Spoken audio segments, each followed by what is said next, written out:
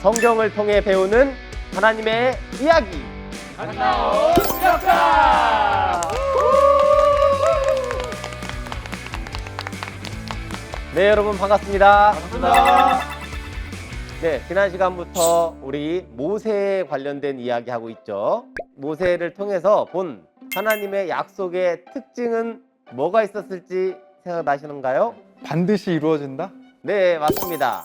자, 지난 시간에 사람은 400년 전에 무슨 일이 있었는지 기억을 못해도 하나님께서는 그 오랜 시간을 기억하시고 반드시 이루신다라는 것. 이게 하나님의 약속의 특징입니다. 자, 지난 시간에 거기까지 했고요. 이번 시간에는 이제 드디어 모세의 역사 가운데 가장 중요하다 할 수 있는 출애굽. 네, 이스라엘 백성들을 애굽에서 데리고 나오는, 그리고 그 가운데 있어서 애굽의 왕인 바로 왕과 대결하는 이런 내용을 오늘 위주로 살펴보도록 하겠습니다. 자, 먼저 준비된 영상 보시고 오늘 강의 시작해 보도록 하겠습니다. 인상 문제 있어? You must leave, and leave quickly. By law, not by no I sure can, job.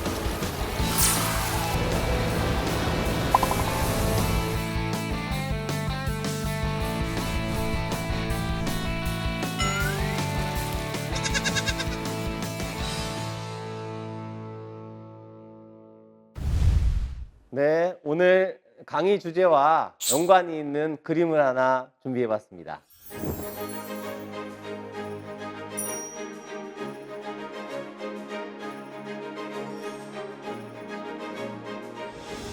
자, 이 그림 많이 보셨나요? 네네. 네, 예. 많이 봤습니다.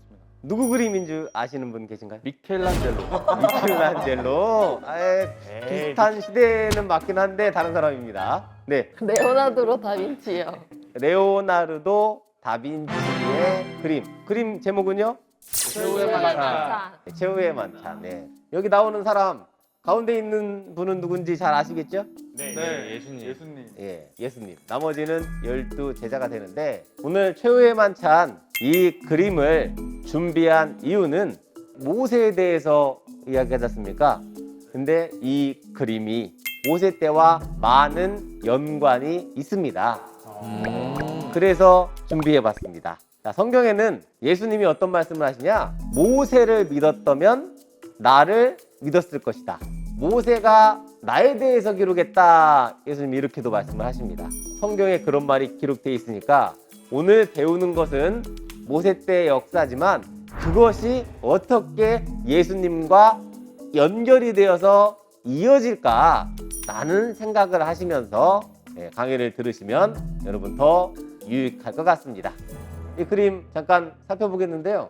이분이랑 귓속말하고 있는 이분이 여러분이 많이 들어본 베드로.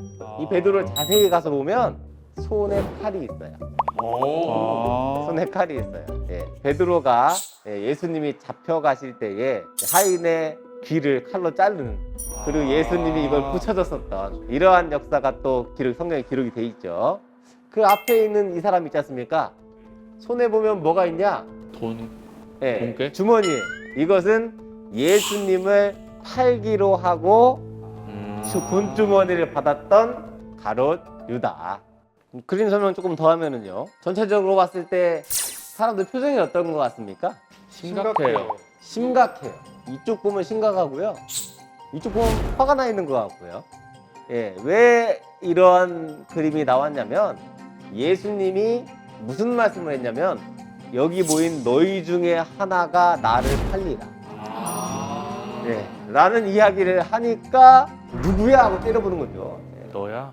난 아니야, 저기도 있네. 네, 예수님이 나름 폭탄 발언을 하셨기 때문에 이런 상황이 이렇게 벌어진 거다라고 할 수 있고요. 그 원래 그림 원본이 벽화예요. 지금 알려진 그림에는 없지만 예수님의 접시에 물고기가 그려져 있는 것이 발견되었다, 이런 얘기도 있습니다. 이 물고기라는 것 이제 왜 또 그려지게 됐나? 이 물고기하고 기독교하고 연관성이 많이 있거든요. 들어보신 분 계신가요? 저 알 것 같아요. 알 것 같. 왜 말씀해 주세요. 익투스. 익투스. 네, 옛날에 한번 들어본 네. 것 같아요. 예, 익투스라는 것은 원래 예수 그리스도 하나님의 아들 구원자 이런 단어의 첫 글자만 따가지고 이으면 물고기라는 익투스라는 단어가 됩니다. 그래서 이게 암호였죠. 그 당시에는 기독교인임이 밝혀지면 잡혀가서 죽음을 당하던 시대였기 때문에 예수를 믿는 기독교인인 걸 서로 알아보기 위해서 비밀 암호 같은 기호로 사용한 게 이 물고기 모양인데요. 그래서 서로 만나서 대화를 하다가 발로 이렇게 물고기 모양 반절 그립니다. 네, 그럼 상대가 거기다가 해갖고 물고기를 완성하면 서로가 이제 기독교인임을 그렇게 안 하고 하면 이제 잡혀갈 수도 있으니까요. 네, 그런 일들이 그 당시에 있었습니다.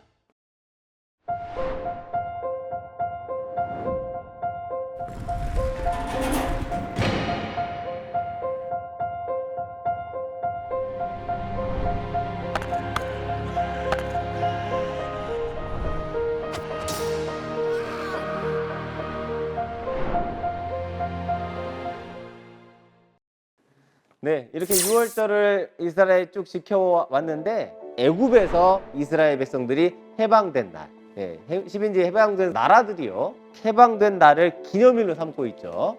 우리나라는 독립일 광복절이라고 하지 않습니까? 말이 멋있습니다. 광복, 빛을 회복했다 라고 할 수 있고요. 이스라엘은 6월절이라고 부릅니다. 근데 이 6월절이라는 말은 재앙이 넘어갔다라는 뜻을 가지고 있는 게 6월절입니다. 네. 이스라엘이 애굽에서 나오기 위해서 모세가 애굽에 10가지 재앙을 내리죠. 그 중에 또 마지막 재앙이 장자 심판. 애굽 전역에 그 재앙을 내릴 때 재앙이 넘어가는 방법을 모세가 이스라엘 백성들에게 알려줍니다. 그게 뭐냐면 양의 피를 문설주와 임방에 바르고 기둥하고요. 기둥 위에 연결하는 위에 이런 보라고 할 수 있겠죠. 거기에 피를 바르고 양의 고기를 불에 구워 먹고 그렇게 하면 그 집에 있는 장자가 죽지 않고 재앙이 넘어갑니다. 그리고 그 일이 있었던 그 밤이 지난 다음 날 이스라엘 백성들이 애굽에서 나오게 되죠. 그래서 그 재앙이 넘어갔다라고 해서 재앙이 넘어가는 날 기념해서 이 명칭이 뭐가 되었냐면 6월절이 명칭이 되었습니다.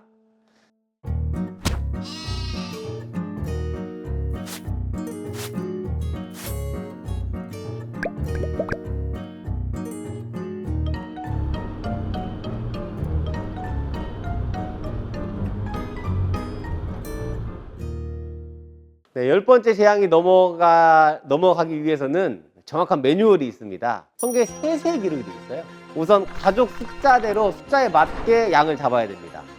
식구가 많으면 한 마리 갖고 안 돼요. 1인 1양? 1인 1양은 아니죠. 어떻게 먹어요? 네. 자, 그리고요. 해질 때 양을 잡아가지고 피를 문 설주와 임방에다, 기둥에다가 이렇게 여기에 피를 바르는 것. 또 피를 바르고 나서 다음날 아침까지 아무도 문 밖에 나가면 안 됩니다. 양 고기를 먹을 때는 불에 구워 먹어야 되지 날로 먹거나 삶아 먹는 거 안 됩니다. 수육은 샤브샤브는 안 되겠네. 수육 안 되고요. 샤브샤브 안 됩니다. 걱정이 또 먹을 때 무교병과 쓴나물. 무교병이라는 거는 무교병이라는 것은 누룩을 넣지 않은 떡. 지난 시간에 잠깐 이야기했어요. 피자 뒤에 피자 도우 같은 거.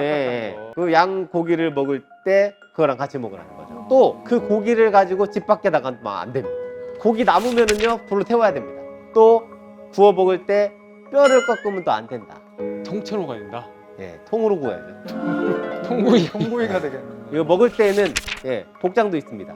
신발을 신고 띠를 띠고 손에 지팡이를 잡고 먹을 때도 급히 먹어라 기록이 돼 있는데요. 이렇게 되면은 재앙이 넘어간다. 재앙이 넘어가는 걸 뭐라고 하냐면 6월 해서 그날을 6월절 이렇게 이야기를 했습니다. 근데 너무 까다로운 거 아니에요? 이 정도면?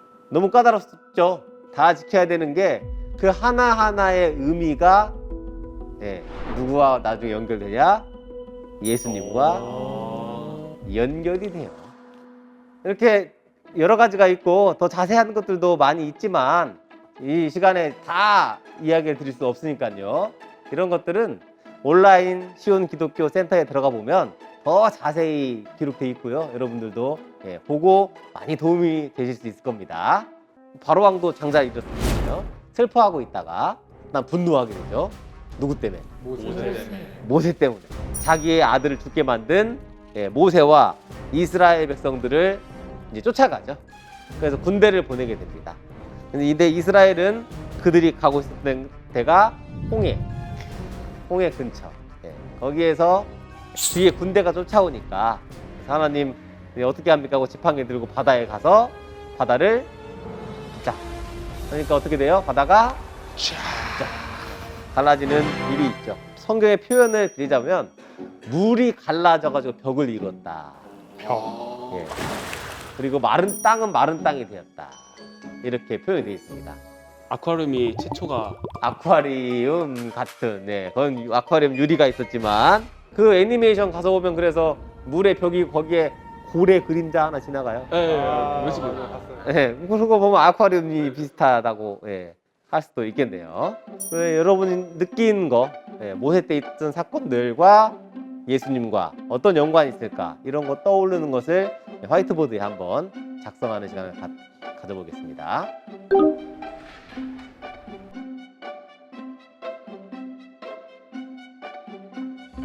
네, 다 적으신 것 같아 보입니다. 한번 들어볼까요? 딴딴딴딴. 시혁 씨는 설명 좀 해주시겠어요? 저 출생을 생각해봤는데 네. 그 모세도 이제 태어날 때 이제 그 아기들을 다 죽이라고 했잖아요. 그날 그 왕이. 네. 예수님께서도 태어나실 때 그날 때 헤롯 왕이 아기들 다 죽이라고 했던 거가 이제 생각났습니다. 모세가 태어날 때도 아이들을 죽이라. 예수님이 태어날 때도 아이들을 죽이라. 네, 그렇죠.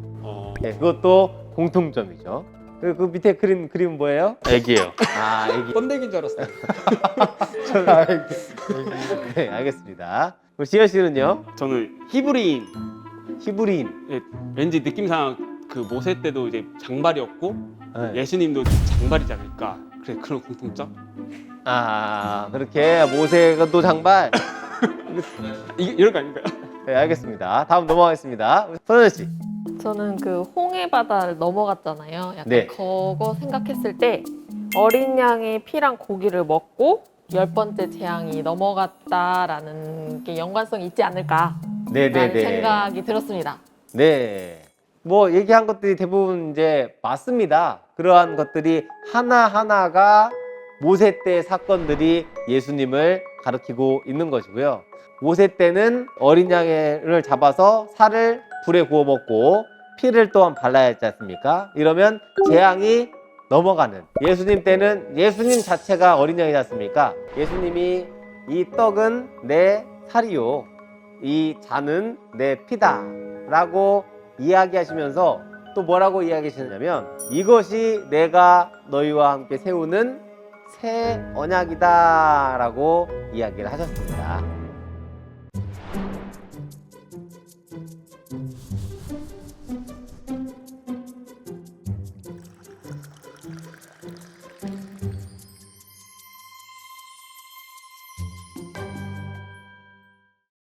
예수님의 말씀을 듣고 그대로 행하면 또 재앙이 넘어가서 이러한 것들이 비슷한 내용이어서 모세 때 사건이 예수님과 연관이 된다라고 할 수 있고요. 또 이 모세 때에 모세를 따라 나와서 애굽에서 벗어났지 않습니까? 그렇게 예수님은 사단에게서 벗어나게 하는, 하나님께로 가게 하는 이러한 내용들을 가르치고 있는 것이 모세 때의 내용입니다. 이제 이후로 나오는 광야 생활인데요. 광야에서 40년 걸어가야 됩니다, 이제. 네, 다음 시간에는 본격적인 광야 생활에 대해서 이야기해 드리도록 하겠습니다. 자, 많이 기대해 주시기 바랍니다. 오늘 강의는 여기까지입니다. 네, 감사합니다. 감사합니다.